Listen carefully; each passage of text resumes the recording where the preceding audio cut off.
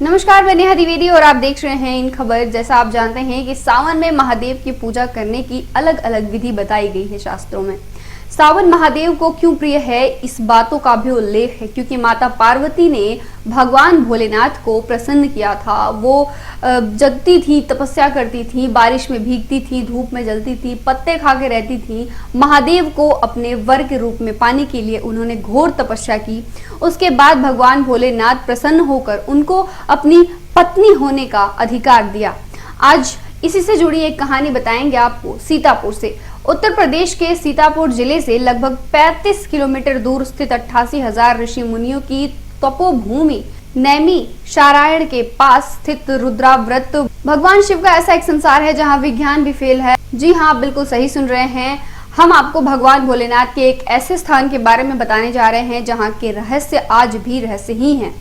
यहाँ के बारे में अभी तक कोई जानकारी नहीं जुटा पाया है। ऐसी मान्यता है कि यहाँ पर ओम नमः शिवाय का जाप करने से, फल, दूध, बेलपत्र सब नदी में अर्पित करने से सब समाहित हो जाता है। देवादिदेव भोलेनाथ उसको स्वीकार कर लेते हैं और वो सारी चीजें नदी में समा जाती है।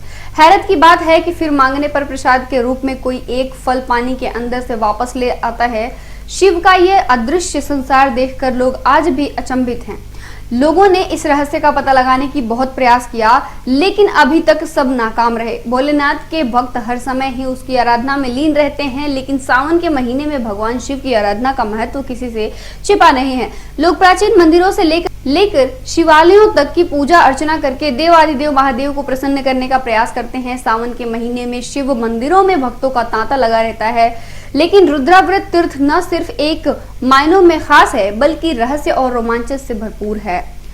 सीतापुर से 35 किलोमीटर दूर गोमती नदी के तट पर स्थित शिव स्थान को रुद्राव्रत तीर्थ के नाम से जाना जाता है।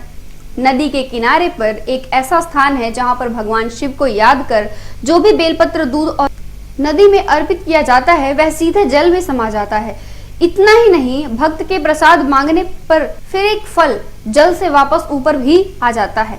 यह अद्भुत नजारा देखने के लिए दूर दूर से लोग यहाँ आते हैं और ऐसा कर खुद इस चमत्कार के साक्षी बनते हैं। जानकारी के मुताबिक कई साल पहले यहाँ एक शिव मंदिर हुआ करता था, लेकिन बाद में वो मंदिर जल के अंदर समा गया। कहा जाता है जब नदी में जलस्तर कम होता है तो मंदिर के अवशेष दिखाई देते हैं। मान्यता है कि उस स्थान पर नदी के अंदर शिवलिंग भी है, जिस कारण जो भी भक्त भगवान शिव को याद कर नदी में दूध, बेलपत्र और फल अर्पित करते हैं वो शिवलिंग उसे स्वीकार कर लेता है। फिलहाल के लिए बस इतना ही। और भी तमाम बड़ी खबरें देखने के लिए देखते रहिए इन खबर। धन्यवाद।